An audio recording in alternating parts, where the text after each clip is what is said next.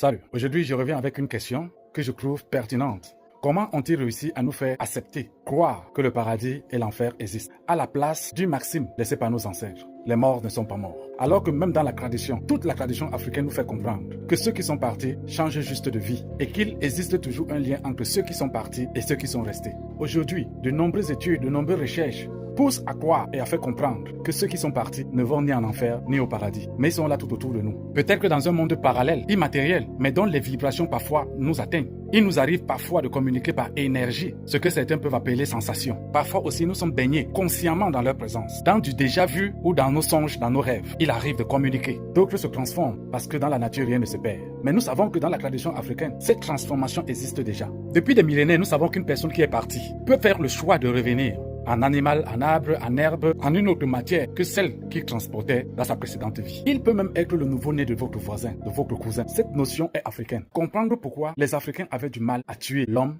la bête, à faire du mal à la plante, aux herbes, à la terre. Parce que quelque part, les morts ne sont pas morts. Ils sont dans l'herbe qui pousse, le nouveau bébé, le vent qui souffle. Et je pense qu'un brillant écrivain, je crois sénégalais ou malien, l'a bien consigné dans un livre, dans lequel il essaie de démontrer aux Africains que celui qui est parti est juste en train de traverser une rive pour une autre. Un monde vers un autre monde. Mais ceci ne veut point dire que sa disparition physique est une disparition totale de l'univers. Je sais que tout le monde ne peut pas être d'accord. Alors j'aimerais que chacun de vous essaye de mettre en commentaire l'appellation originelle de l'enfer et du paradis. Comment un Africain appelle le paradis? Comment il appelle l'enfer? Je n'aimerais pas que ce soit des noms copiés ou dérivés du français, de l'allemand, de l'espagnol, du portugais, de toutes les langues qui ne sont pas africaines. Je dis bien originellement. Comment est-ce que votre arrière-grand-père appelait l'enfer ou le paradis? Si ça existe, mettez en commentaire parce que je suis convaincu qu'aucune langue africaine n'a le mot paradis ou enfer.